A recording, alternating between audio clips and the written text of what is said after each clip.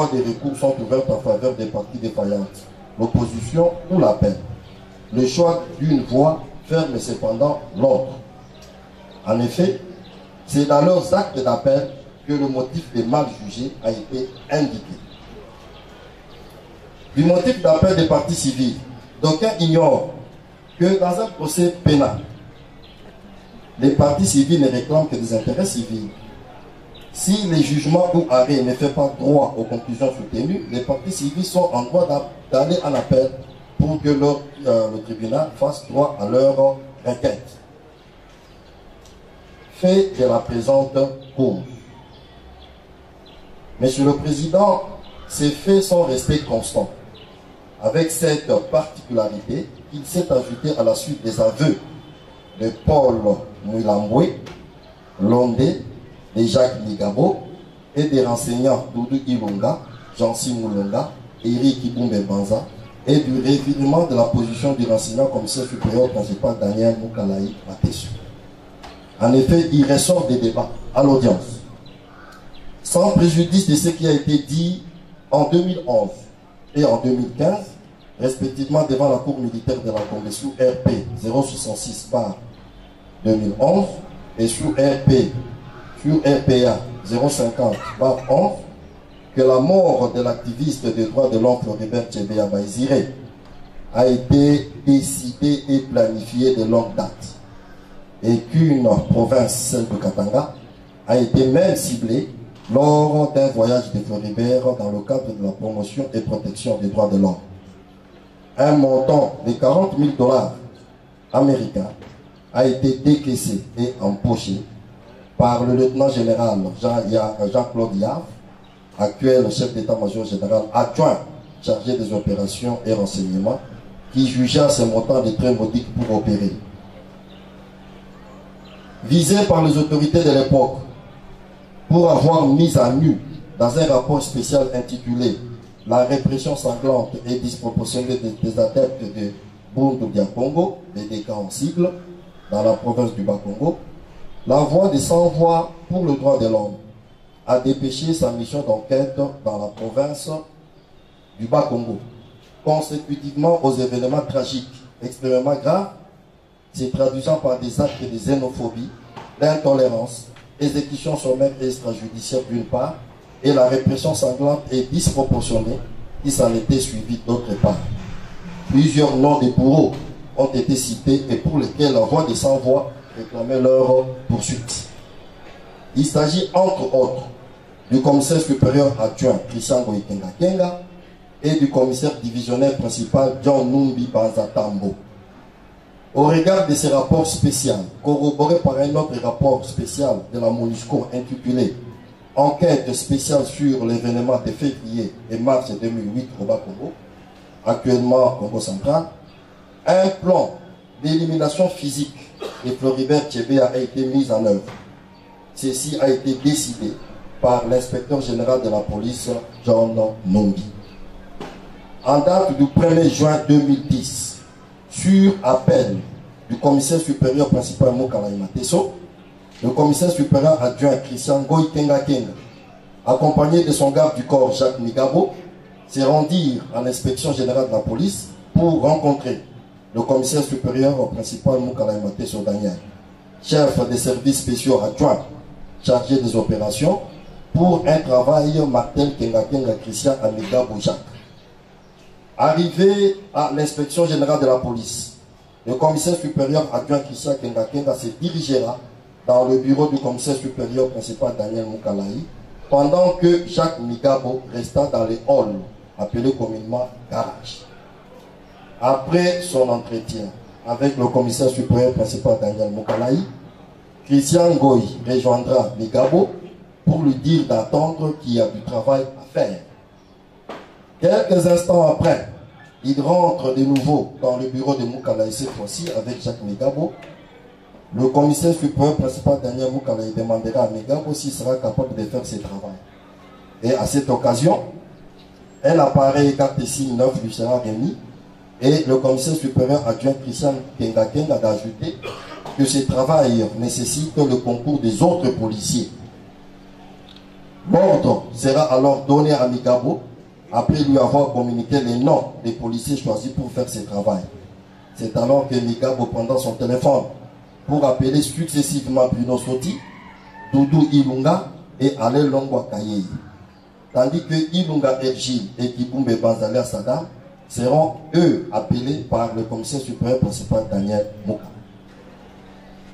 Cette équipe choisie minutieusement et appelée à accomplir le plan d'élimination physique décidé par l'inspecteur général de la police était constituée uniquement des chauffeurs et gardes-corps de Daniel Moukalaï et Christian Goïkengake.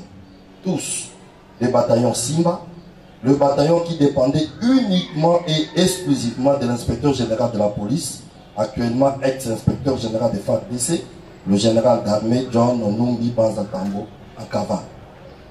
Il s'agit de Jacques Migabo, Doudou Ilunga et Longwa Kayeye, garde du corps et chauffeur de Christian Kengakenga, Ilunga Ergil Banza Kibumbe alias Saddam, garde du corps et chauffeur de Daniel Moukalaï Matesu. Pour mieux opérer et sauvegarder le caractère secret du travail, un briefing a été fait par le commissaire supérieur principal Daniel Moukalaï Matesu. Il s'agissait de tuer Floribert Tchebeya et celui qui l'accompagnait. Il fallait entendre le départ de tout le monde. Celui qui dénoncera subira le même sort. C'est un secret d'État. Les sachets, les ongles postiches et les mèches des femmes seront remis. Pendant ces temps, M. Floribert Tchebeya était reçu par le commissaire supérieur adjoint Paul Mulamboué, chef de sécurité à l'inspection générale de la police, dans son bureau. Christian Goïtengakenga déplacera même les éléments de garde du bâtiment de l'inspection dont le sous-commissaire principal Ngoï Wamulanga Jansi était le chef des postes. C'est ainsi que sur ordre de Christian Kengakenga, Fidel Bazana sera récupéré dans sa voiture où il attendait paisiblement son patron pour être ramené dans la jeep défendeur de la police où Migabo Jacques, Bruno Soti, Ilunga Doudou, Erji Ilunga, Alain Longwa Kayeye et Kibumbe Bazalé Saddam, le ménotaire, introduisirent sa tête dans le sachet et réussirent à scouter et tuer Fidel Bazana. Après l'avoir tué, ils le placèrent dans la jeep défendeur de la police. Le même Kengakenga va également ordonner à Migabo de faire venir Tchebeya. C'est ainsi que le sous-commissaire principal Ngoï Moulanga sera envoyé par Migabo pour aller récupérer M. Floribert Tchebeya se trouvant dans le bureau de Paul Mulamboué. Ne sachant pas qu'il vivait les derniers instants de sa vie, Floribert Tchebeya va quitter ses bureaux sous la conduite des Jansi, lui devant, le policier derrière, pour le livrer à ses bourreaux qui l'attendaient au bas de l'escalier avec une autre équipe défendeur de la police. Il sera menotté par Doudou Ilunga et embarqué malgré son refus dans la jeep qui l'amena au garage où la même équipe qui a tué Fidel Bazana va également le tuer avec le même mode opératoire.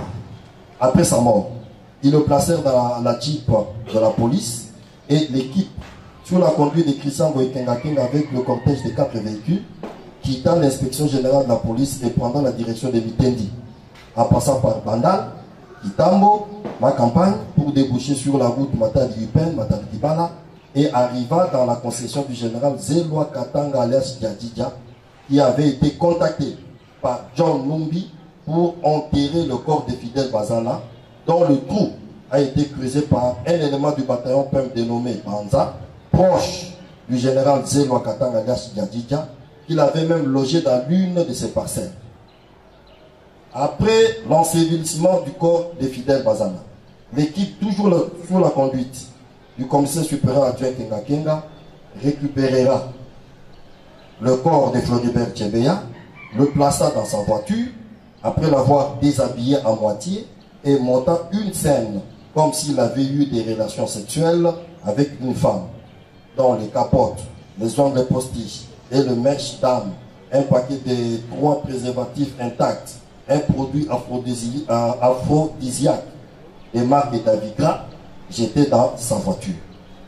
Enfin, après avoir abandonné le corps sur la route, Le cortège, composé des 2 défendeurs de la police et la voiture personnelle de Christian Ngoïkenga Kenga, prendra la direction retour en passant par Bypass pour arriver à la résidence du commissaire supérieur principal Daniel Mukalaï, Mateso, situé à Rikini, qui félicita l'équipe et remit à Christian Ngoïkenga Kenga 2500 $ sur les 3200, lui remis par le commissaire supérieur principal Rachel Mbey, trésorière à l'inspection générale de la police. Un montant en francs congolais ou son équivalent en $50 remis à chaque policier. Le lendemain matin, le 2 juin, c'est le désarroi, la désolation et les mois suite à la découverte macabre du corps de Chebeya à Mitendi. La communauté tant nationale qu'internationale appelle à l'ouverture des enquêtes. Pendant que celle-ci se déroulait, l'inspecteur général de la police sera suspendu et des arrestations furent opérées au sein de la police, entre autres celles de Daniel Mukalaï. Pendant ce temps, le général John Numbi Banzatambo, bien que suspendu, ordonnera l'évacuation de l'équipe des exécutants vers Lubumbashi, organisée en 2 phases. La première, composée de Migabo Jacques, Ergil Ilunga, Kibumbe Banzala Saddam, Bruno Soti et Kenga Kenga, qui prendra place à bord du vol de la compagnie Air Service. Et la deuxième, composée de Longwa Kaeye Alain, Doudou Ilunga et Jansi Moulanga, qui s'étaient déjà réfugiés dans la résidence du général John Numbi située sur l'avenue des Orangers, dans la commune de la Gombe, prendra place à bord d'un vol régulier des CAA. Cette évacuation a été rendue possible à Kinshasa grâce au concours de commissaire supérieur adjoint Congolo qui recevait des ordres du général John Numbi Banzatambo, et à Lubumbashi grâce au concours de commissaire supérieur adjoint Kabila qui les accueillait et les logeait dans les différentes résidences de John Numbi, y compris dans sa ferme privée. Tous, excepté Kenga Kenga et Migabo, seront réaffectés à la police de Mine. Monsieur le Président, honorables membres de la composition, tels sont les faits de la présente cause. De l'instruction juridictionnelle. Monsieur le Président, l'instruction juridictionnelle a été émaillée de plusieurs séquences que voici. Du refus de comparaître du prévenu commissaire supérieur Christian Ngoïkenga Kenga et de l'objection faite par la partie civile sur la non-prise de parole par son conseil. À l'ouverture de l'audience, le mercredi 22 septembre 2021, le prévenu commissaire supérieur Christian Ngoïkenga Kenga avait comparu et son identification a été faite. Mais aux audiences ultérieures du 6, 13, 20, 27 août, 3 novembre, 17, jusqu'à la clôture des débats, les prévenus suscités avaient refusé de comparaître au motif qu'il était ou est malade. Motif jugé par l'officier des ministères publics qui est loin d'être légitime. L'organe de la loi salue la sagesse, la maturité de la Cour face à ce comportement du prévenu qui cherchait à tout prix à créer un incident de nature à compromettre la suite du procès. L'organe de la loi note cependant que sa non-comparution n'a aucune incidence sur la suite du procès.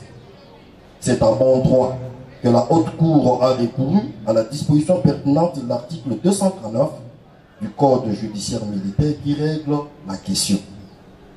Le ministère public note enfin que, tirant les conséquences de cet article, l'arrêt qui sera rendu à l'issue de ces procès lui sera contradictoire. Par contre, s'agissant de l'objection faite par la partie civile, qui estime que son avocat n'a pas droit à la parole, l'organe de la loi renvoie la partie civile à la disposition pertinente de l'article 238 du Code judiciaire militaire. Cet article est ainsi libellé pour des infractions punissables d'1 année au moins de servitude pénale. Le prévenu régulièrement cité à personne doit comparaître. S'il ne comparaît pas et s'il ne fournit pas une excuse reconnue valable par la juridiction, il est procédé au jugement, son défenseur choisi ou désigné d'office entendu. Le jugement est réputé contradictoire. La comparution des nouveaux renseignants. Le Code de procédure pénale de droit commun prévoit la comparution de nouveaux témoins ou renseignants au degré d'appel. L'article 106 est clair à ce sujet. Dans le cadre de leur comparution, l'officier des ministères publics note que le commissaire supérieur principal Moukalaïmate Sotaniel a renseigné la haute cour sur celui qui avait ordonné la mort de Floribert Tchébéa, alors que le même renseignant, prévenu et condamné à l'époque, avait caché cette vérité. Le même renseignant a tenté, mais en vain, de se dédouaner de l'affaire et donner les raisons de ses volte-face.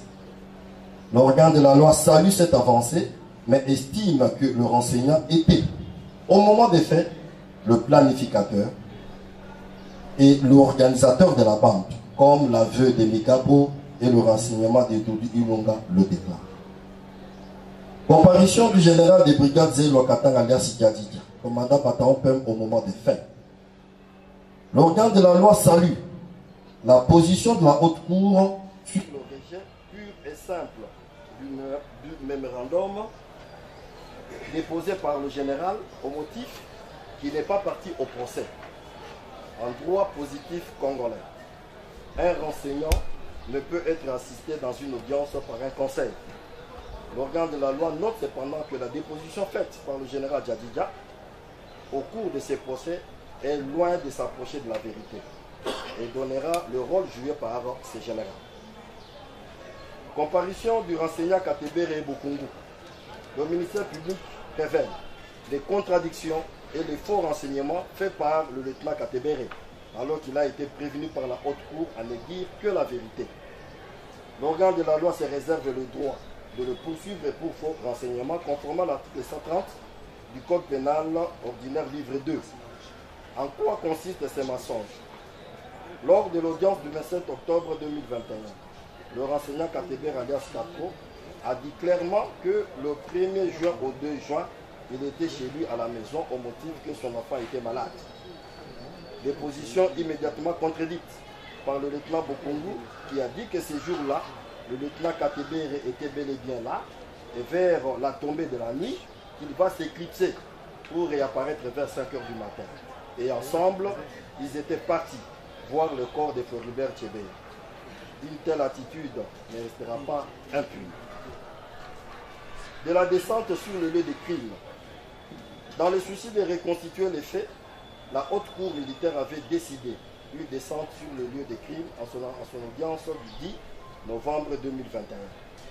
Cette descente a permis à toutes les parties de se faire une idée sur le site où le corps de Fidel Bazana a été enseveli.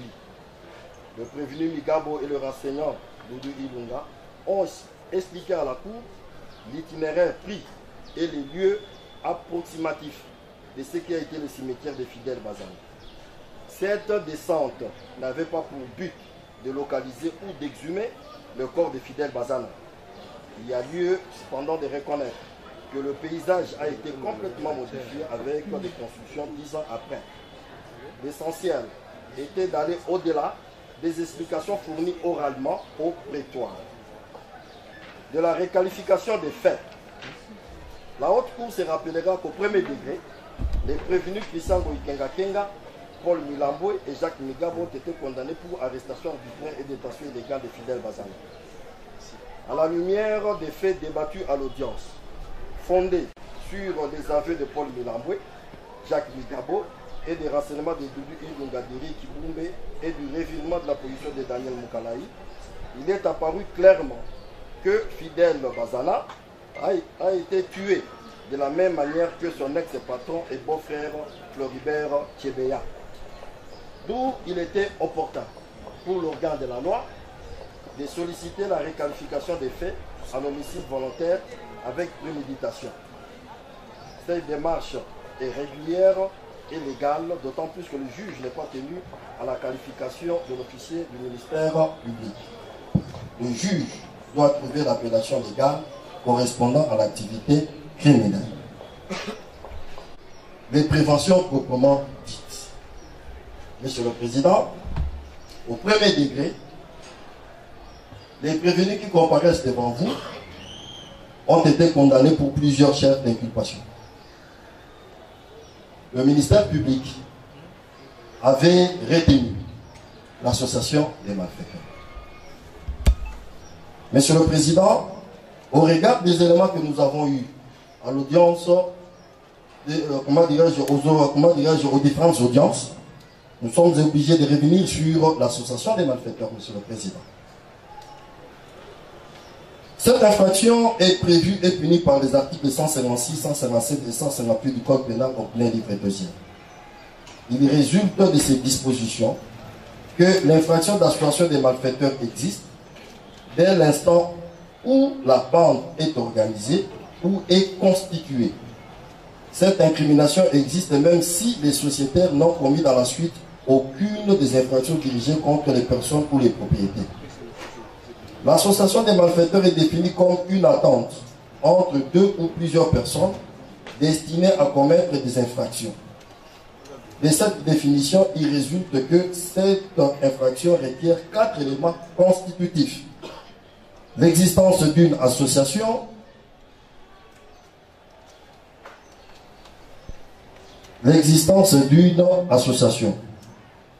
L'association des malfaiteurs est une infraction qui suppose la présence de 2 ou plusieurs individus. Pour répondre à l'expression de Jean Pradel et Michel Danty-Joanne, c'est une infraction transversale qui apparaît en préambule d'autres infractions. La permanence ou la durée de l'association, l'existence ou l'absence d'un chef importe peu. L'organisation de la bande, deuxième élément.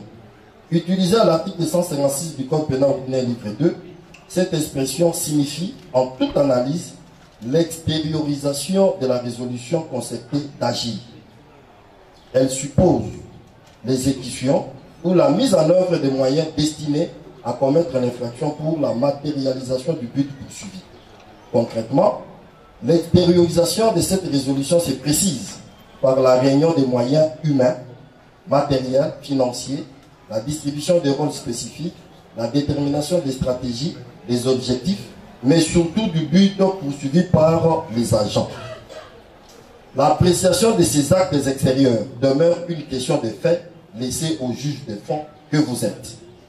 Dans cet ordre d'idées, Garot note à bon droit que tant que la résolution criminelle reste enfermée dans la conscience, il ne saurait être question de la punir, puisqu'elle est encore inconnue du pouvoir social. D'où la nécessité des actes extérieurs. Et le professeur Émile Lamy d'ajouter l'aspect collectif de l'attente criminelle corrige ce qui serait excessif, à savoir de repousser une simple déclaration d'intention, même imprudemment. Il y a donc manifestation extérieure qui dégage la résolution criminelle de cette phase interne où seul l'homme est avec sa conscience et à l'égard de laquelle en aucune façon le droit positif ne peut intervenir. Le but poursuivi, celui-ci doit être d'attenter aux personnes ou aux propriétés. C'est le troisième critère par lequel on reconnaît une association. Au sens usuel, attenter, c'est commettre une entreprise, une activité criminelle contre une personne ou contre ses biens. Autrement dit, c'est poser des actes qui mettent en péril la vie, l'intégrité physique d'une personne ou qui mettent en péril la propriété individuelle. Le rôle de chaque malfaiteur associé doit être connu pour que l'infraction d'association des malfaiteurs soit réprimée. En effet, les articles 157 et 158 du Code pénal ordinaire livre 2e comminent des peines spécifiques selon le rôle joué dans l'association. Le dernier élément, c'est l'élément moral. L'élément exigé par la loi n'est autre que la volonté de finalisation de l'attente préalable dégagée par les agents en vue de la réalisation de leur but criminel et celle d'assumer avec conscience le rôle assigné à chacun des membres. Dans les cas sous examen, les 4 éléments de l'association des malfaiteurs tels que dégagés de l'analyse théorique sont établis à charge du fugitif général d'armée Djanoumi, du commissaire supérieur principal Daniel Moukala Mateso, du commissaire supérieur adjoint Christian Moïkenga Kenga, du commissaire Jacques Migabo, du sous-commissaire principal Doudou Ilunga, Bruno Soti, Ergil Ilunga, Kibumbe Banza Alain Satan et Alain Longwa Kaye. Dans leur déposition devant la haute cour militaire, les prévenus ainsi que les renseignants Daniel Moukalaimate sur Doudou Ilunga et Eric Kibumbe Banza sont passés aux aveux. En effet, il ressort des débats que les 6 devant prévenus ainsi que les renseignants Doudou Ilunga, Kibumbe Banza et les 3 autres en fuite se connaissaient, qu'ils ont eu un planificateur et n'agissaient qu'après concertation pour atteindre le but de leur association. Tous étaient du bataillon Simba, bataillon qui dépendait uniquement et exclusivement de l'inspecteur général divisionnaire, de l'inspecteur divisionnaire principal John Numbi Akava. En outre, ils étaient tous soit garde-corps, soit chauffeurs, du commissaire supérieur principal Daniel Moukalaï et du commissaire supérieur adjoint Christian Ngoy Kengake. Cela ressort de l'aveu du commissaire Jacques Bigabo, corroboré par le renseignement fourni par Ilunga Doudou. Les faits débattus devant votre haute cour ont révélé le rôle exact joué par chacun des sociétés. Commanditaire, le général d'armée John Numbi Banza Tambo, c'est lui qui a donné l'ordre de tuer Chebeya. Cerveau de la bande, le commissaire supérieur principal Moukalaï Mateso Daniel, qui a joué le rôle de provocateur et de commandement.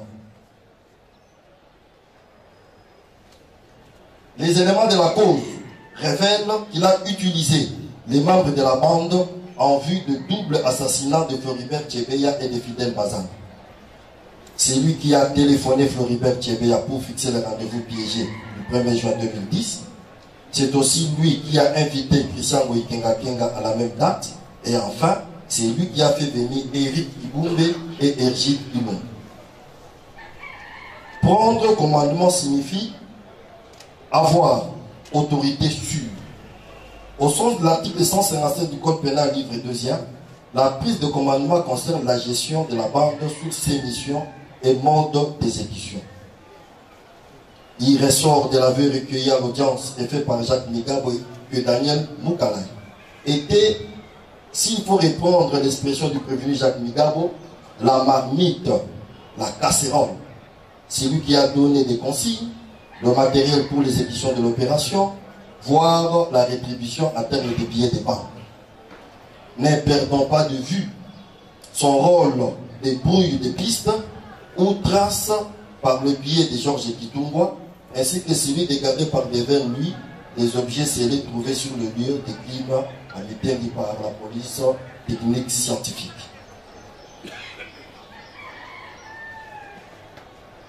Rôle de Christian Ngoy Kengake, bras droit de l'inspecteur divisionnaire principal et chef de la police nationale congolaise John Numbi, n'est plus à démontrer.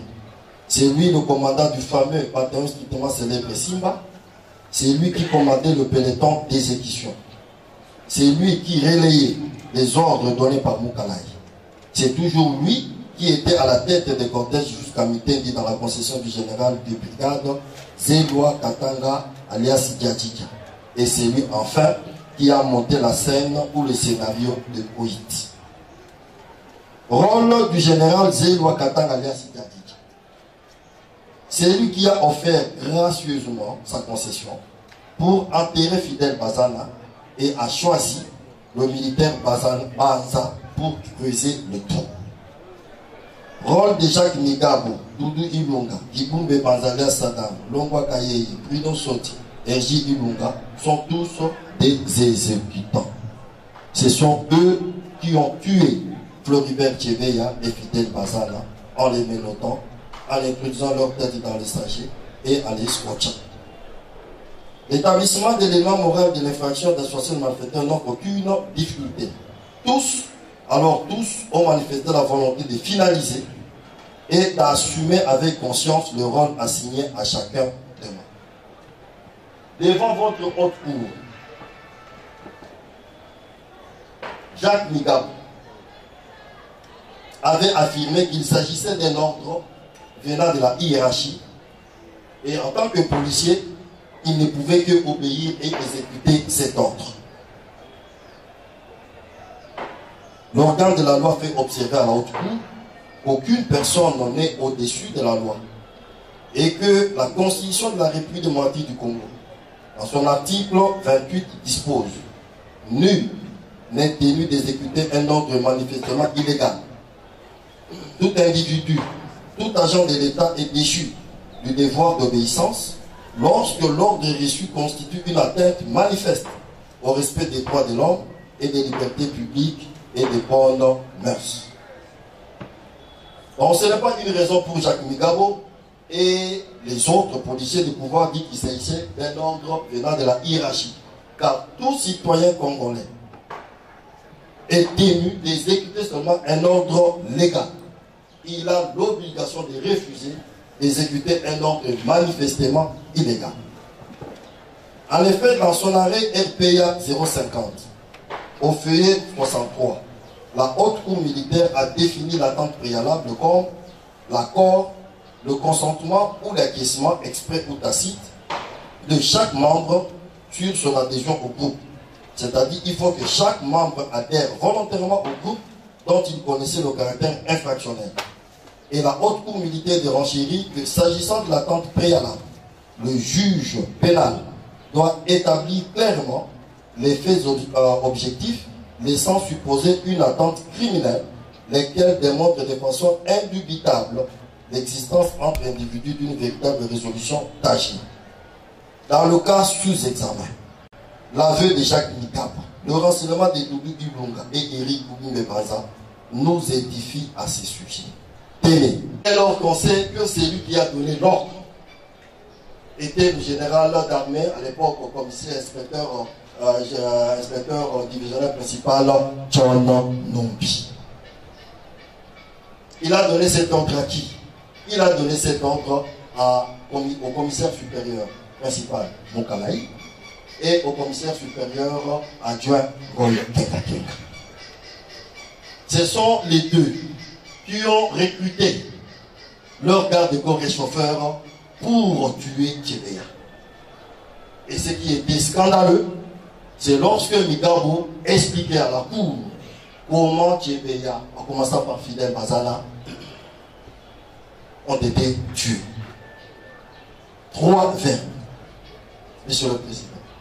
Menotté, cagoulé et scotché. Si au départ on ne savait pas comment Floribert Tchébeya était décédé, était tué, c'est de cette façon-là qu'il a été tué. Après avoir terminé avec son chauffeur, lui qui restait paisiblement dans le bureau de Paul Milamboué, sera aussi tué de la même façon. Là au moins, ce procès nous a aidé à comprendre comment les deux activistes des droits de l'homme ont été tués. Le reste, Monsieur le Président, c'est de la littérature. La victime, quand on parle de l'élément moral, tout ça, il n'est pas, Monsieur le Président, indiqué à ce stade de pouvoir commencer à démontrer dès lors que vous avez été convaincu par l'aveu de Migabo, vous avez été convaincu par les renseignements de Doudou Ilunga, vous avez été convaincu par les renseignements d'Éric Ibumbe. Et tous ces renseignements, Monsieur le Président, s'accordaient. C'est chez vos chefs.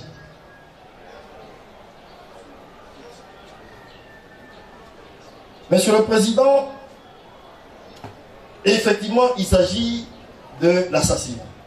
L'élément clé, c'est la préméditation. C'est l'élément qui différencie le meurtre de l'assassinat. Selon la jurisprudence, il y a préméditation lorsque le dessein formé avant l'action, de façon réfléchie, délibérée et de sang-froid, c'est-à-dire avec calme et attenter à la vie d'une personne.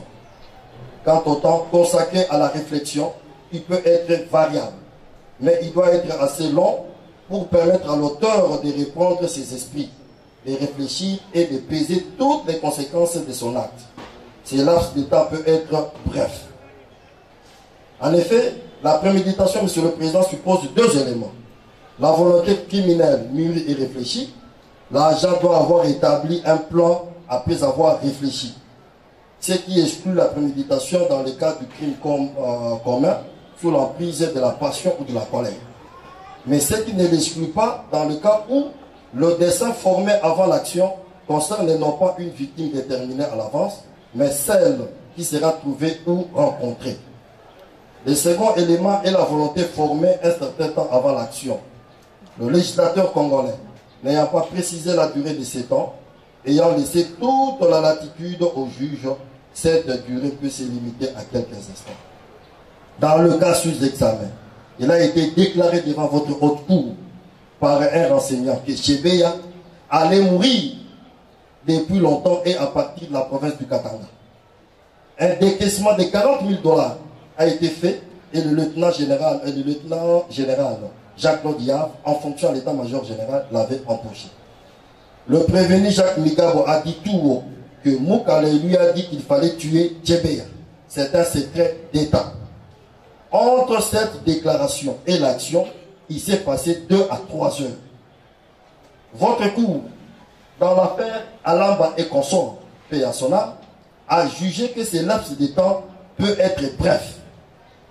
Contrairement au premier degré et au degré d'appel où la mort de Fidel Bazan et Dadi devait être prouvée par la production d'un jugement sous RPNC 11753 du tribunal de grande instance de la Gombe, qu'il a déclaré décédé en date du 11 novembre 2010 sur la requête de Madame Iko Kotomo Marie-Josée, sur la plume de son conseil, Maître Mukendi Wamoulengo, lui aussi décédé paix à son âme.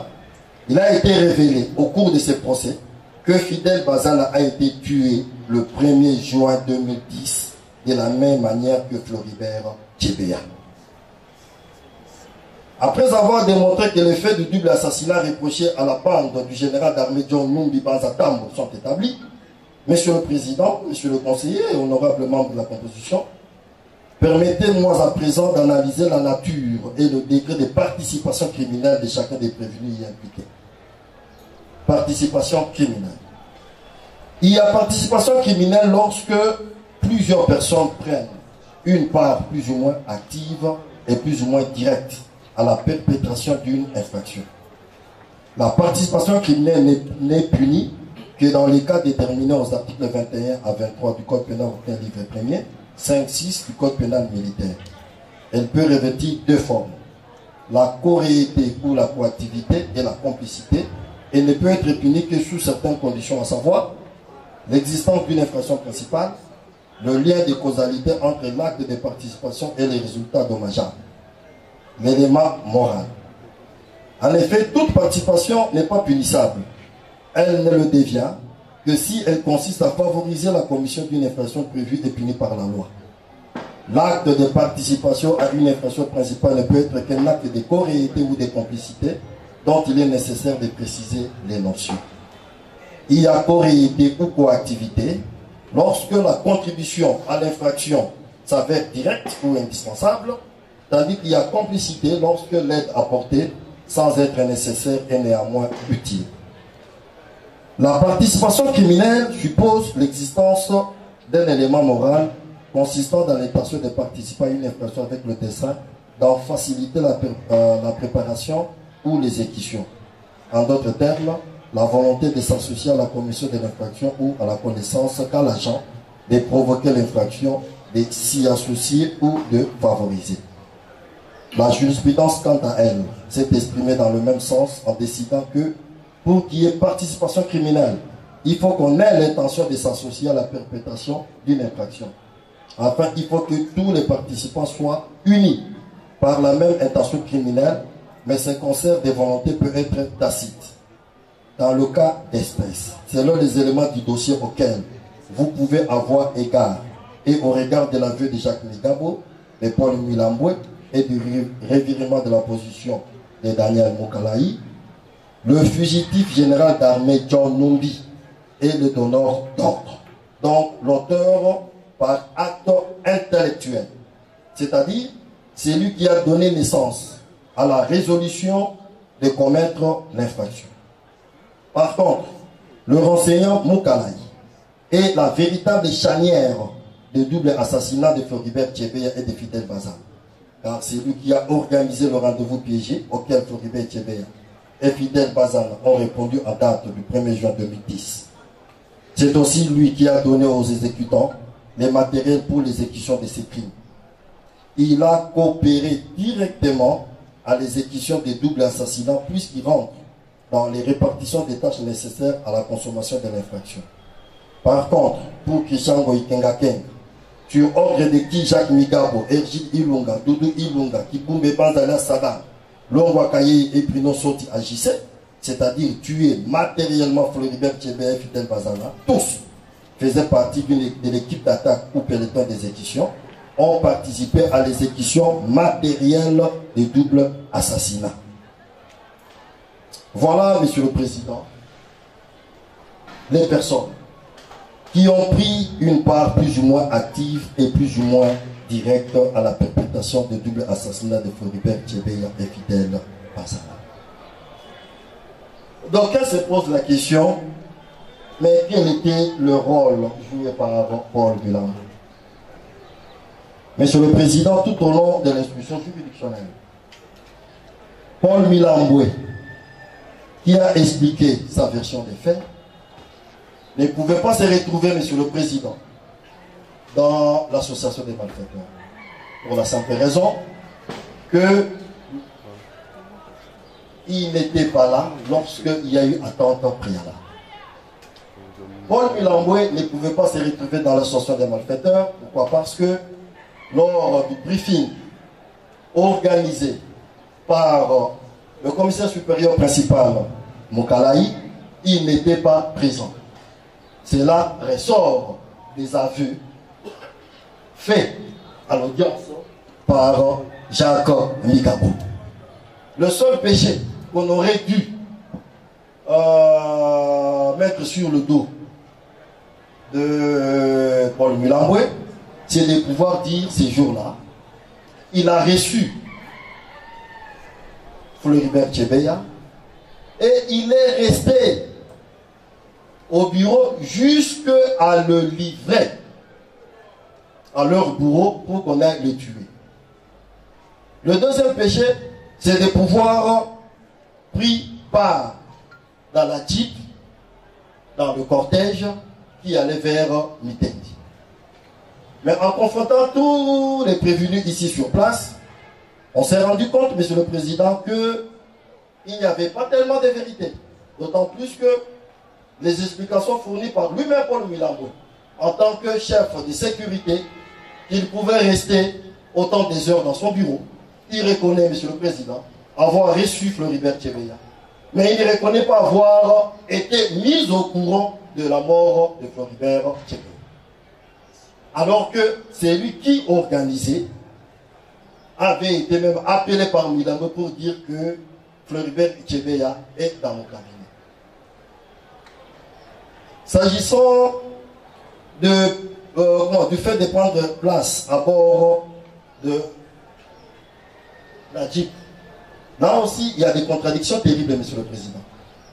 Parce que Migabo soutient qu'il était dans le véhicule de Christian Goïtenga Kenga. Tantôt on dit dans ces véhicules-là aussi s'est trouvé Migabo. Migabo dit non, lui il n'était pas dans ces véhicules-là. Alors il y avait un flou artistique de nature à ne pas donner à votre cours la vraie version des faits. Même s'il était là, Monsieur le Président, le seul fait d'être déjà écarté dans l'attente préalable, je crois qu'il ne pouvait pas être poursuivi pour association des malfaiteurs. Pour le cas d'assassinat, là aussi Migabo était clair, il dit que lui n'était même pas concerné, ni de près ni de loin, parce que c'est nous qui avons tué matériellement Fidel Bazana et Floribert Tchébéa. Monsieur le Président, après avoir parlé de la situation des malfaiteurs, de double assassinat ou de l'assassinat, nous allons maintenant tomber sur le terrorisme. Monsieur le Président, nous avons tous suivi des partis civils. Dans leur conclusion, ils ont demandé à la Cour de faire droit ou de dire que cette infraction soit établie. Pour l'officier du ministère public, Monsieur le Président, le terrorisme tel que défini par l'article 157 du Code pénal militaire, le législateur congolais prévoit et punit les actes de terrorisme lorsque ceux-ci sont en relation avec une entreprise individuelle ou collective ayant pour but de troubler gravement l'ordre public par l'intimidation ou la terreur, ou la terreur. Sont visés comme actes de terrorisme à droit positif congolais les atteintes volontaires à la vie ou à l'intégrité physique de la personne, l'enlèvement et la séquestration de la personne ainsi que le détournement d'aéronefs, des navires ou de tout autre moyen de transport. Les extorsions, destruction, dégradation et détérioration, la fabrication, la détention, le stockage, l'acquisition et la cession des machines, engins meurtriers, explosifs ou autres armes biologiques toxiques ou de guerre.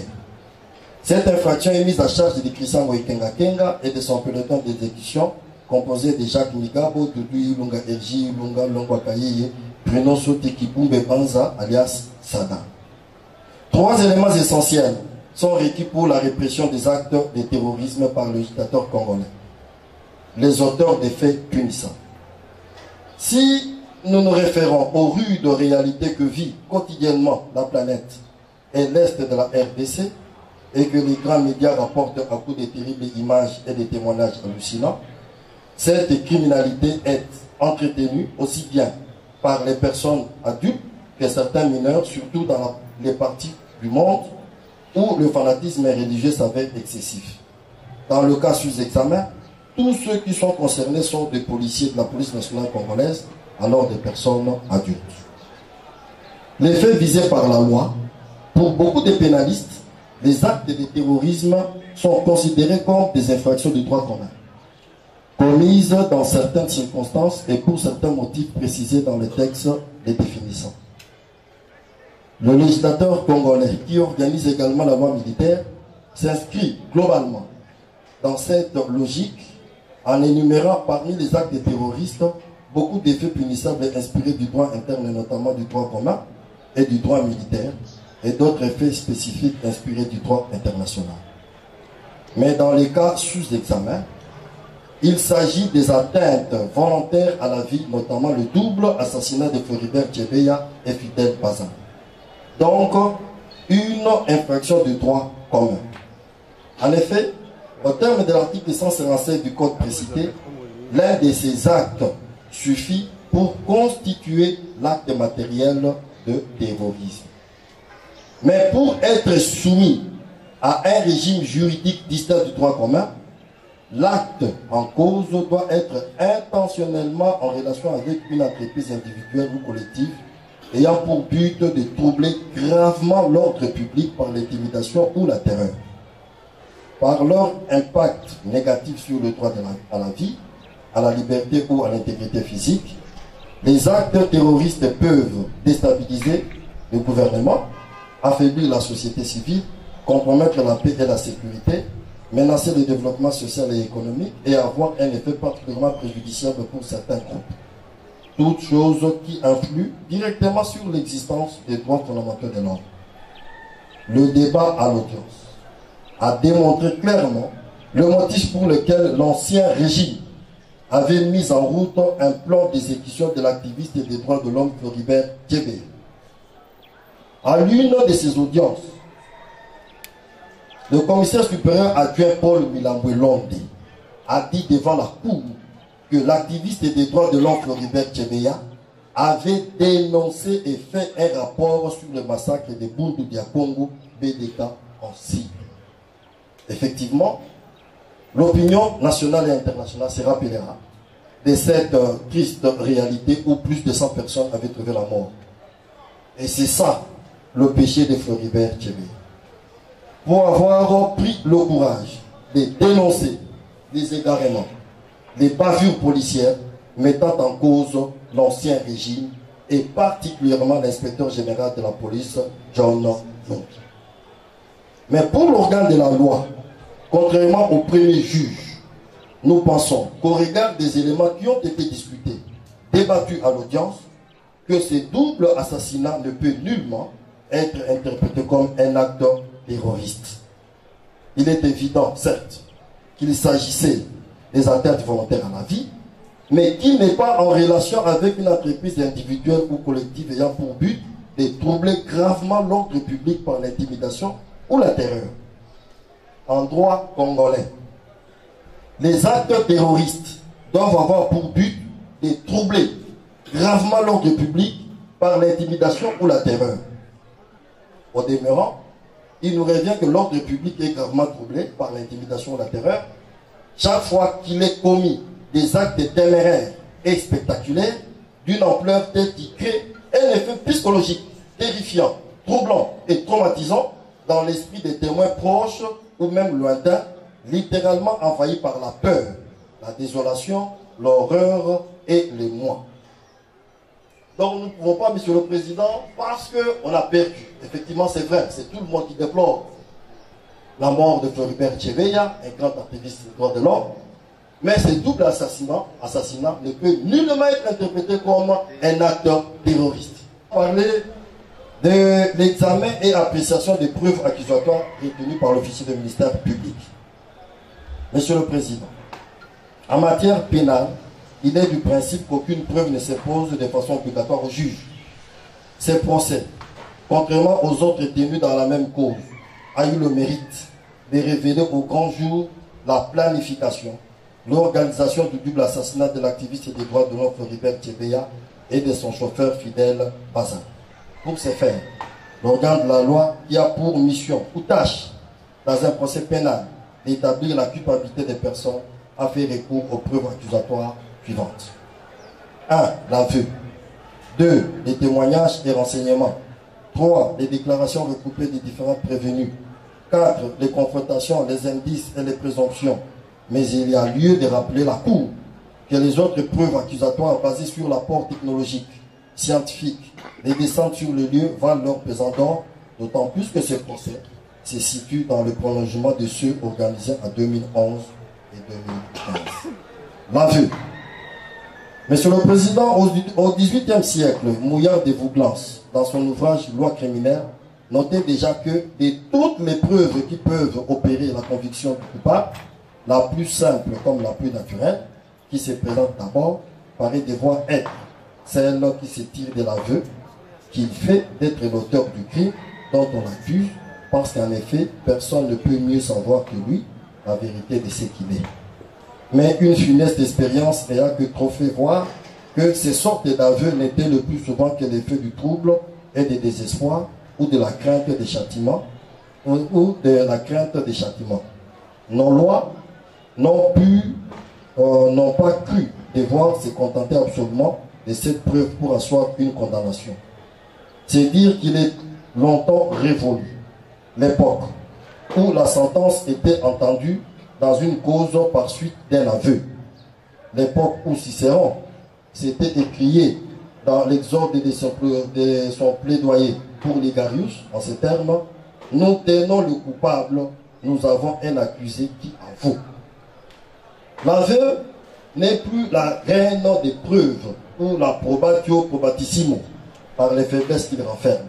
Mais l'aveu consiste pour toute personne mise en cause à reconnaître en tout ou partie, à travers les déclarations faites devant un organe judiciaire, ministère public, juge, l'exactitude des faits répréhensibles articulés en son encontre. Il s'agit de l'aveu direct. Principalement dans ces procès, il y a eu des aveux directs. Le commissaire Jacques Migabo a avoué avoir matériellement tué Chebeya et Bazin. Il a cité les policiers qui ont participé à ces doubles assassinats. Il a expliqué à la cour le mode opératoire, ligotage, cagoulage et scotage, comment Chebeya et Bazin ont été tués. Il a révélé à la cour qu'il s'agissait d'un secret d'État. Le commissaire supérieur adjoint Paul Mulamboy, il a reconnu avoir vu le corps de Bazana et Chebeya. Il confirme les personnes qui ont tué Chebeya et Bazana et il les a cités. Il confirme avoir appris de Christian Goïkengaken que l'ordre de tuer Chebeya venait du sénateur à vie, Joseph Kabila, à John Numbi. Mais à cet effet, contrairement à la partie civile, le ministère public pense que cette allégation n'a pas été suffisamment appuyée par d'autres éléments ou moyens pour impliquer les sénateurs à vie. Le souhait aurait été que les personnes citées soient invitées par la Cour pour respecter le principe du contradictoire. Et enfin, au cours de ces procès, Paul Milambwe a donné pour la première fois le mobile de ce double assassinat. Témoignage et renseignements. La preuve testimoniale est celle qui résulte des dépositions des témoins ou renseignants relatant devant la justice les faits auxquels ils ont assisté ou ceux dont ils ont reçu un récit détaillant de l'auteur. Au cours de ces procès, le renseignant Mukalayi Mateso Daniel a renseigné la cour sur la personne qui a donné l'ordre de tuer Tchebeya. C'est le général d'armée en cavale John Numbi, qui croit que le salut se trouve dans la fuite ou dans la cachette. Il a confirmé la planification et l'exécution de Floribert Tchebeya. Il a confirmé le montant décaissé de 40 000 $ pour la mise en œuvre de la mort de Tchebeya et remis à l'actuel chef d'état-major général adjoint chargé des opérations et renseignements. Nous citons le lieutenant général Jean-Claude Yave. Il n'a pas pu opérer suite à la modicité du montant. Le renseignant Ngoïmoula Jansi a déclaré à la cour que c'est lui qui était parti récupérer Floribert Tchebeya dans le bureau de Paul Milambwe. Il a soutenu avoir été envoyé à Lubumbashi et avoir fait route ensemble avec les policiers qui ont exécuté Floribert Tchebeya. Il s'agit de Doudou Ilunga et de Longwa Kayei. Le renseignant Eric Iboumbe Baza alias Saddam, il a avoué avoir participé à la mort de Tchebeya et Bazana. Il a confirmé être appelé ce 1er juin par Daniel Mukalayi, dont il fut d'ailleurs son garde-corps. Il a confirmé que pendant l'opération, Daniel Mukalayi était à l'inspection. Cependant, l'organe de la loi reconnaît que l'appréciation des témoignages ou renseignements demeure une question des faits laissés aux lumières et à la prudence du juge que vous êtes. Les déclarations recoupées des différents prévenus. Les dépositions recueillies à l'audience ont permis de savoir que, à la date du 1er juin 2010, le commissaire supérieur principal Mukalayi Mateso Daniel était à l'inspection générale de la police, et confirmé par l'arrêt de la haute cour militaire. À cette date, Floribert Tchebeya était à l'inspection générale de la police. C'est le militaire Bazana du bataillon PEN qui gardait la concession du général des brigades Zélo Katanga Alia Djadida qui avait creusé le trou. Et c'est dans la concession du général des brigades Zélo Katanga Alia Djadida qu'on a enterré Fidèle Bazana. La confrontation indice présomption. Les confrontations des témoins et des prévenus ou des témoins entre eux sont souvent de nature à éliminer les contradictions apparentes ou à faire préciser les témoignages. Au cours de ces procès, il a été relevé que le renseignant Mukalayi était bel et bien présent au moment où Tchebeya était amené pour être tué. Que l'argent à rétribuer a été perçu par le renseignant. Que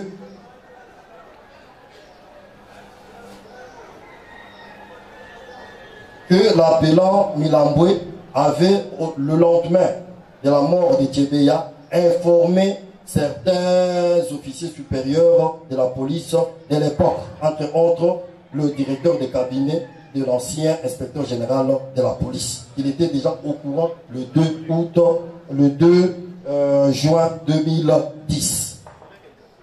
Que l'argent à rétribuer a été perçu par le renseignant Mukalayi dans un restaurant dénommé Les Adélices, montant de 3 000 dollars américains, ordonné par John Numbi et remis par la renseignante commissaire supérieur principal Rachel Mbey Moutama, commissaire principal au moment des faits.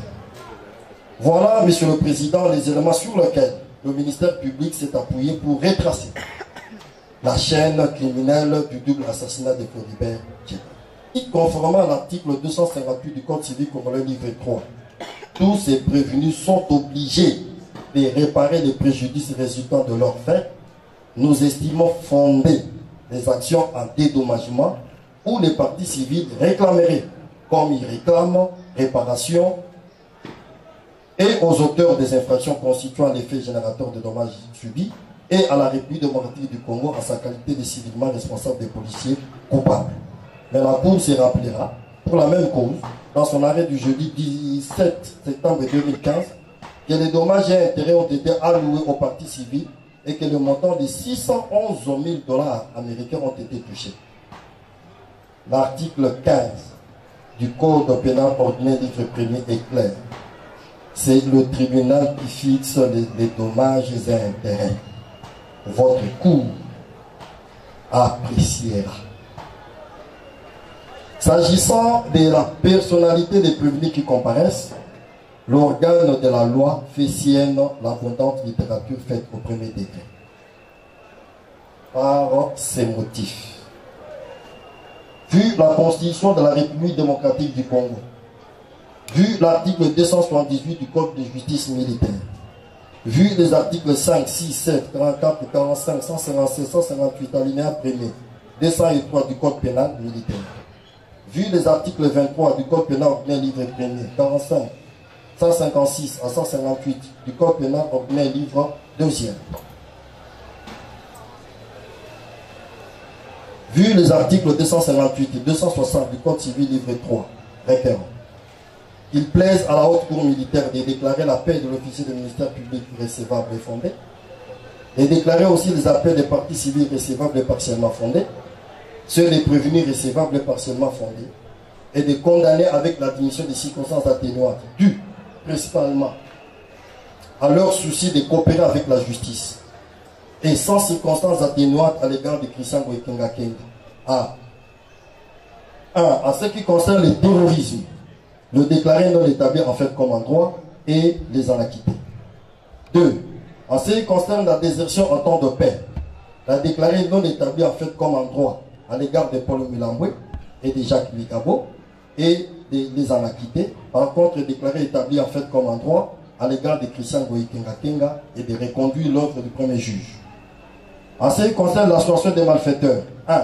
La déclarer non établie en fait comme en droit à charge de Paul Milambwe et l'en acquitter. Par contre, déclaré établi en fait comme en droit à charge de Ngoï Christian Kenga Kenga et le condamné à la peine capitale. Déclaré aussi établi à charge de Mikabo Jacques et le condamné à 10 ans de servitude pénale principale. En ce qui concerne l'assassinat de Floribert Tchebeya et Fidel Bazana, acquitté purement et simplement Paul Milambwe pour insuffisance de charge. Condamné à la peine capitale Christian Goïkenga Kenga, condamné à 10 ans de servitude pénale principale le prévenu Mikabo.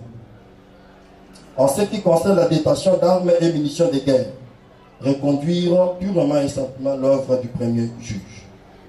Faisant application de l'article 7 du Code pénal militaire, retenir la plus haute expression pénale, soit la peine de mort pour Christian Goïkenga Kenga, prononce sa destitution et son renvoi de la police nationale congolaise, confirme son arrestation. 10 ans de servitude pénale principale pour Jacques Mikabo, confirmait son arrestation. S'agissant de l'action civile, la déclarer recevable et partiellement fondée est d'apprécier en toute souveraineté. Et pour chuter, je mets cette réflexion à la disposition de la Cour. L'ancien président du Mali, le feu Modibo Keïta, disait aux magistrats de son pays que l'indépendance du juge n'est pas dans les textes, mais dans la valeur morale du magistrat lui-même, dans sa probité, dans sa compétence professionnelle, dans sa conscience professionnelle. Il cesse d'être libre et indépendant le jour où il prend l'argent de la corruption. Nous avons un peuple admirable, capable d'accepter tous les sacrifices pourvu que ça soit équitablement réparti.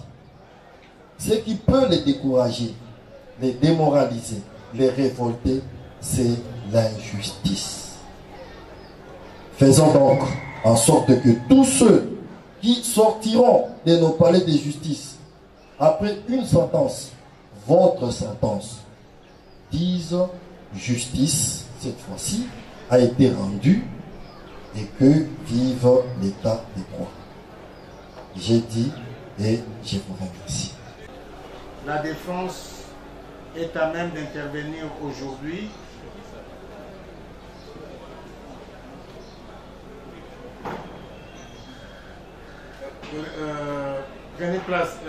Venez à la barre, maître, pour les intérêts de Milambo.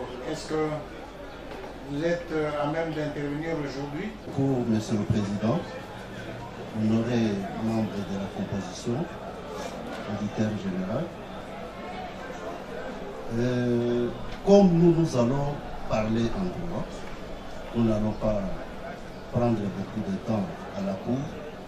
Je propose que, en ce qui concerne les intérêts de Paul Milambwe, nous puissions plaider dans cette cause aujourd'hui. C'est faisable. Ok. Pour, dans cette affaire, après avoir suivi les dépositions brillantes des parties civiles contenues dans leur conclusion de l'audience de la fois passée, nous considérons que les faits de cette cause demeurent de la même manière qu'ils ont été évoqués. Et nous serons très riches dans les notes de plaidoirie. En ce qui nous concerne pour le moment, nous allons tout simplement développer nos moyens de défense en droit. C'est-à-dire, nous entamons directement la discussion en droit. Mais avant d'entamer cette partie,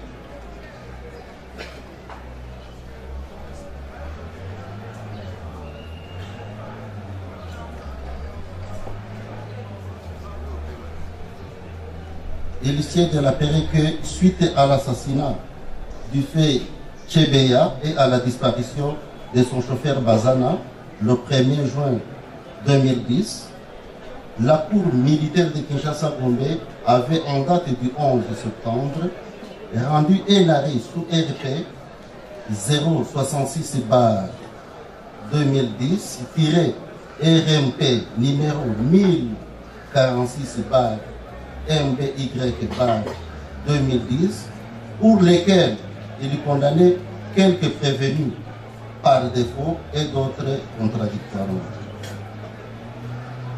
Que l'appelant était parmi ceux qui avaient été condamnés à la mort et bien entendu par défaut pour les préventions d'assassinat de Chebeya, d'arrestation et détention arbitraire, de Bazana, de désertion simple en cas de paix et de terrorisme. Dans cette cause, l'appelant tend à obtenir de la haute cour militaire la réformation de l'arrêt évoqué par faire ce que la cour militaire de Kinshasa-Gombe devrait faire, c'est-à-dire prononcer tout simplement son acquittement pur et simple. Pour y parvenir, c'est pourquoi on devrait passer par le développement des faits. C'est pourquoi nous disons que ces faits-là demeurent tels que ont été présentés par toutes les parties devant la haute cour militaire. Et nous y allons maintenant pour parler en droit.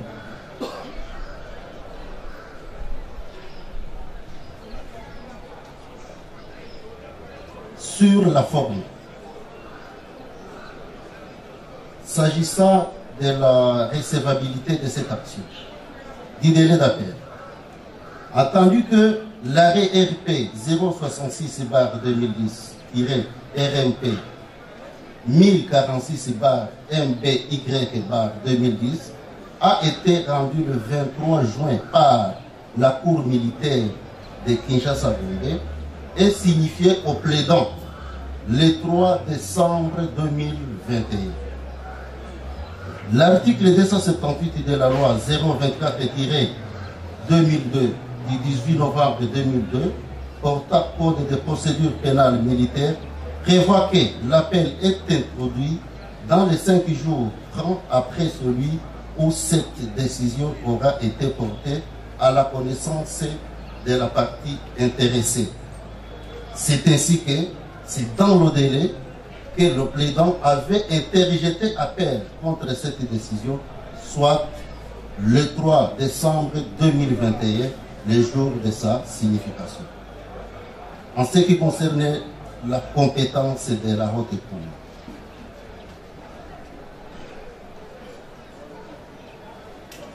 la haute cour militaire tire sa compétence dans la combinaison des articles 149 de la Constitution, de l'article 83 de la loi numéro 024-2002 du 18 novembre 2002 portant code judiciaire militaire, alinéa 1er qui dispose: la haute cour militaire connaît également de l'appel des arrêts rendus au premier degré par les cours militaires. Elle tire également sa compétence de l'article 278 de la loi 024-2002 du 18 novembre 2002 portant code de procédure pénale militaire, qui prévoit que l'appel est porté devant la haute cour militaire lorsque la décision attaquée a été rendue par la cour militaire. Or, l'arrêt attaqué dans cette affaire sous RPA 050/2020 par devant la haute cour militaire est une œuvre de la cour militaire de Kinshasa. Sur le fond,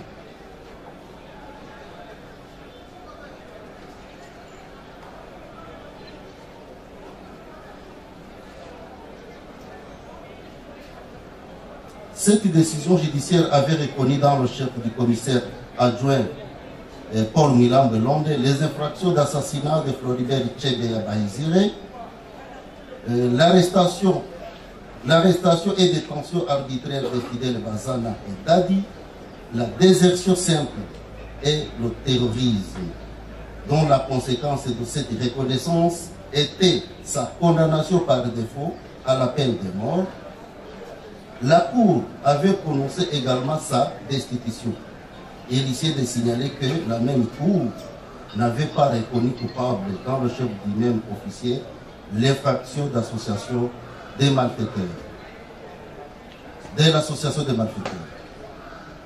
L'infraction des malfaiteurs trouve sa base légale dans les articles 156, 157 et 158 du Code pénal ordinaire livre 2. La même infraction se réalise par la réunion de trois éléments constitutifs, à savoir l'existence d'une attente préalable, l'organisation de la bande et lobby poursuivi. Après examen des informations à sa disposition, la Cour avait considéré que les faits imputés aux prévenus préqualifiés ne renfermaient pas l'un des éléments pouvant leur donner le caractère d'une participation à une association de malfaiteurs, en ce que les faits sont mués sur le but poursuivi qui aurait dû être plus vaste que la seule mort de Tchebeya. Là, c'était la décision de la Cour du juge précédent. Au feuillet, cet extrait est repris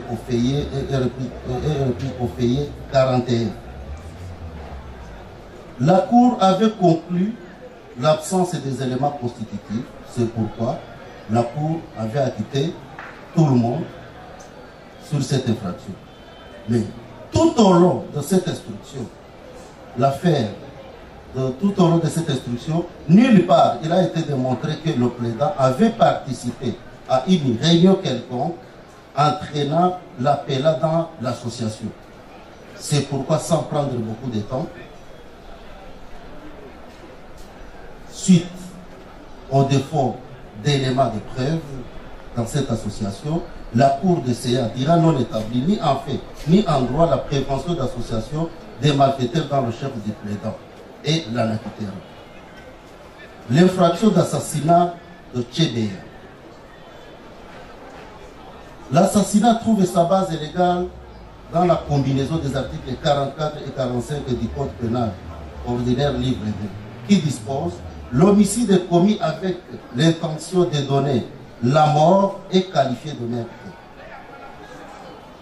Le meurtre est commis avec préméditation et qualifié d'assassinat. Pour établir l'assassinat,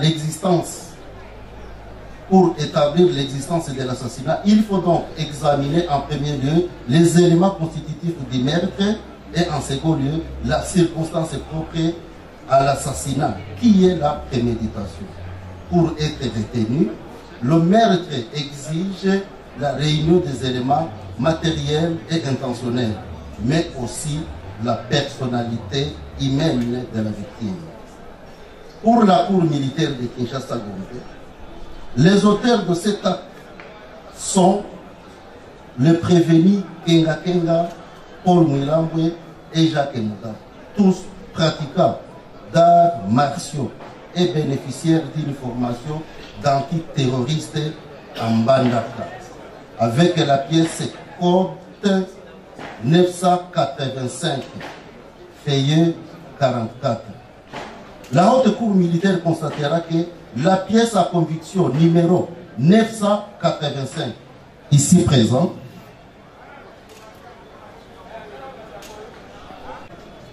c'était tout simplement le CV de Kenga Kenga, ou bien la fiche, on appelle ça,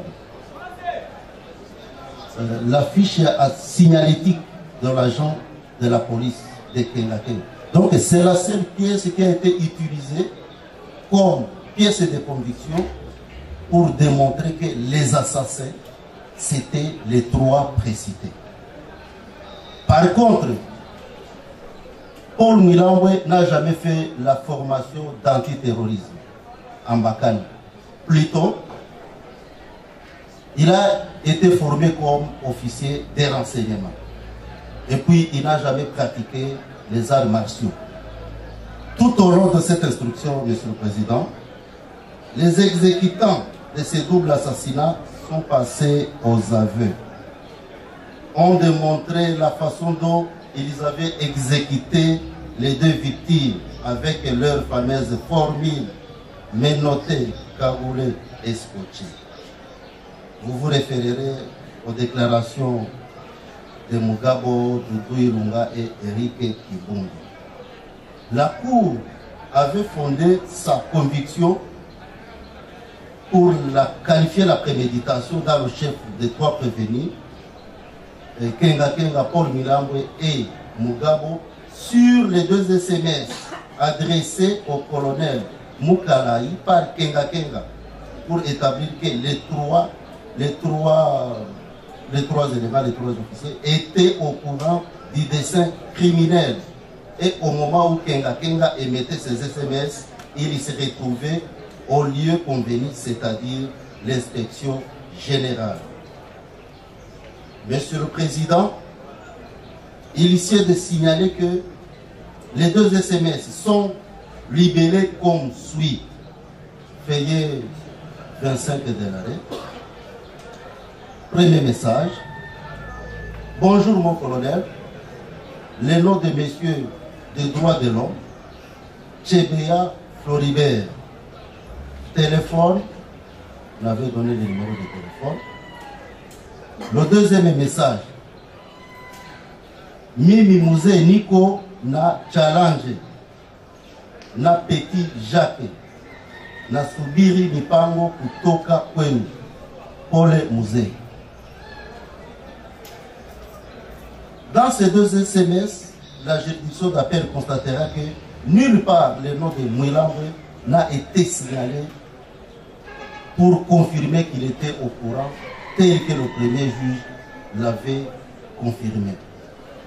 C'est à tort que le premier juge avait fondé sa conviction sur ces SMS pour motiver sa décision à l'endroit de Mwilambwe. Donc il est clair que Mwilambwe n'a jamais été au courant de ces décès criminels. D'ailleurs, suivant même les déclarations de Mugabo lui-même qui coordonnait l'équipe d'exécution, n'a été au courant du vrai sens de la mission que quelques minutes avant l'exécution. Parce qu'à l'occasion où Kenga Kenga lui remettait le matériel devant être utilisé dans l'assassinat, il lui avait dit qu'il y aura un travail à faire. Donc il n'avait pas déterminé quel est ce travail-là. Alors comment Paul Mwilambwe, qui n'était pas dans l'affaire, pouvait être au courant? Donc plutôt le problème de Paul Mwilambwe est qu'il s'était retrouvé au mauvais endroit, au mauvais moment. Au mauvais endroit, malheureusement, à son lieu de travail.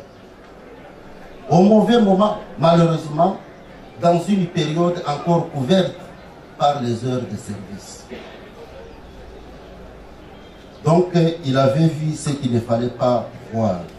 La haute cour militaire constatera l'absence des éléments constitutifs de l'infraction d'assassinat de Tchébéa dans le chef de Paul Milambo. C'est-à-dire quoi?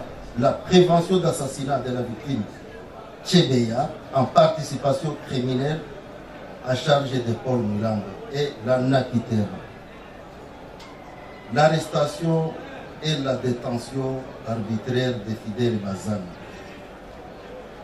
Entendu que l'infraction d'arrestation et de détention arbitraire est prévue et punie par l'article 67 alinéa 1er du Code pénal ordinaire livre 2 qui dispose comme suit, est puni d'une servitude pénale d'1 an à 5 ans celui qui par violence, ruse, menace, a enlevé ou fait enlever, arrêté ou fait arrêter arbitrairement, détenir ou fait détenir une personne quelconque.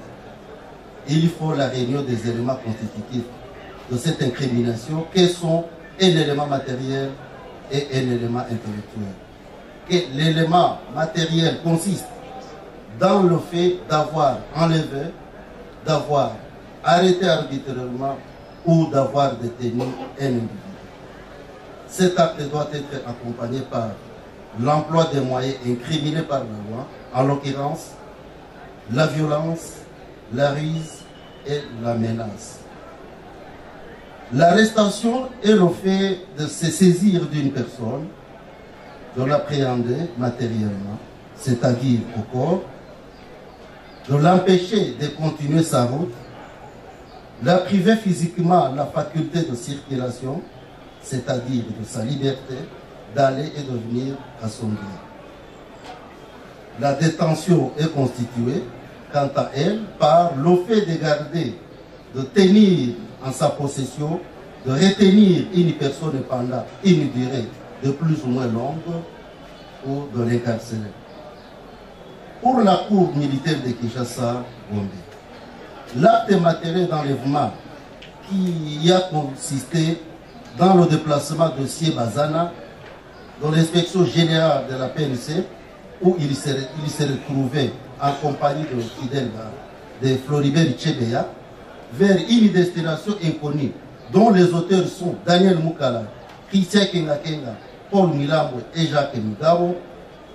Le premier cité en tant que donneur d'ordre, c'est-à-dire Moukala, et par conséquent auteur intellectuel en ce qui concerne, en ce qu'il a donné l'ordre de déplacer la victime vers une destination inconnue. Et les trois derniers cités en tant que co-auteurs, en ce qu'ils ont exécuté l'ordre donné et l'acte matériel d'enlèvement, Fayet 52. Suite aux moyens développés par la Cour, celle-ci avait décidé de dire la prévention d'arrestation et de détention arbitraire établie à charge des prévenus, dont notamment Paul Milambo, Fayet 54. Au cours des audiences devant la haute cour militaire, les prévenus Migabo, Doudou et Eric Kibumbe ont avoué avoir exécuté Bazana dans les mêmes conditions que Tchébéa, dans l'enceinte de l'inspection générale de la police et l'avoir enterré à Mitaine dans la concession de l'actuel général Djadjidja. Paul Milambo n'avait jamais été ni dans les plans de canalisation de Bazana à l'inspection générale, ni dans la planification de son exécution, ni dans la participation de son exécution, moins encore vu M. Bazana encore vivant. Par contre, il avait vu Bazana dans les installations de l'inspection générale déjà décédé. À côté, bien entendu, du corps de Tchébéa au hangar de l'inspection générale. Les moyens développés par la défense pour cette prévention face à son criminalisation démontrent que les éléments constitutifs de la prévention d'arrestation et détention arbitraire de Bazana ne sont pas réunis dans le chef de Paul Milambo. Il y a lieu que la haute cour puisse requalifier cette infraction en celle d'assassinat dans le chef des assassins si identifiés. En conséquence, La haute cour militaire dira la prévention d'arrestation et de détention arbitraire de Bazana dans le chef Milambwe, non établi ni en fait ni en droit, et l'anaquitera. Sous toutes les réserves généralement quelconques, plaise à la haute cour militaire de dire cette action recevable et fondée, de dire non établie ni en fait ni en droit, toutes les préventions mises en charge dans le chef de Paul Milambwe, Londres, d'ordonner la réformation de l'arrêt RP 066-2010-RMP 1046-2010, en ce que la cour militaire de Kinshasa-Gombe avait condamné le président à la peine de mort et prononcé son exclusion par son acquittement pire et simple. D'ordonner le commissaire général de la police nationale congolaise de procéder à sa réintégration dans les effectifs de la police nationale congolaise. D'ordonner le commissaire général de la police nationale congolaise de procéder au paiement des arriérés de salaire du commissaire adjoint Paul Milambwe Lombe depuis le mois de juin 2010 à ce jour. Fait frais et dépenses comme de droit, faisant ainsi, ça sera justice, nous avons.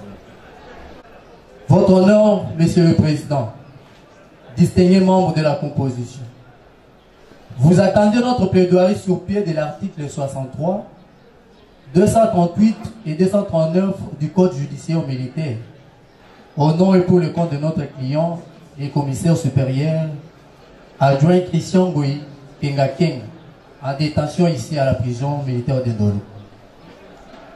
C'est référent à l'ordonnance de fixation de la date d'audience du 9 septembre 2021,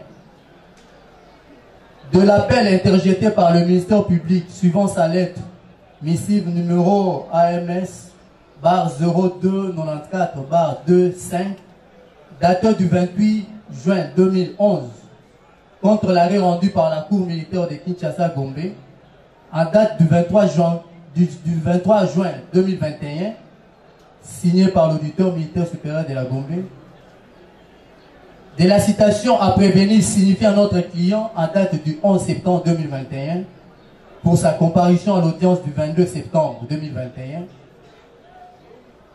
et à notre lettre de désignation d'office et commission d'office respectivement par le monsieur le bâtonnier et honoré confrère le barreau de Kinshasa-Gombe et le premier président de la haute cour militaire. Monsieur le Président, après la narration de faits tels que rencontrés par Monsieur l'auditeur supérieur, officier du ministère public et les parties civiles, en ce qui concerne notre client. C'est l'auditeur général. Ok, merci.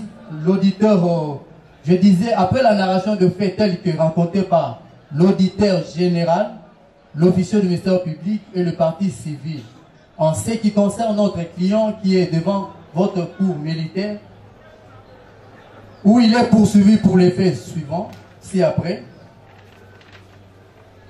détention d'armes et munitions de guerre, fait puni par l'article 203 du Code pénal militaire, association de malfaiteurs, fait prévu et puni par les articles 156 et 158 du Code pénal ordinaire, livre 2, tel que modifié et complété par l'ordonnance loi numéro 68/193 du 3 mai 1968, de l'enlèvement fait prévu et puni aux articles 5 et 6 du Code pénal militaire et 23 du Code pénal ordinaire livre 1er et 67 du Code pénal ordinaire livre 3, de l'assassinat fait prévu et sanctionné puni par les articles 5 et 6 du Code pénal militaire, article 23 du Code pénal ordinaire livre 1er et article 44 du Code pénal ordinaire livre 2, tel que modifié et complété par l'ordonnance loi numéro 68/193 du 3 mai 1968. De la désertion simple fait prévu et puni par les articles 44 et 45 alinéa 1er du Code pénal militaire. Monsieur le Président, à titre de rappel à votre cour, votre honneur, Monsieur le Président, distingués membres de la composition, Monsieur l'auditeur général, officier du ministère public, plaider c'est une liberté,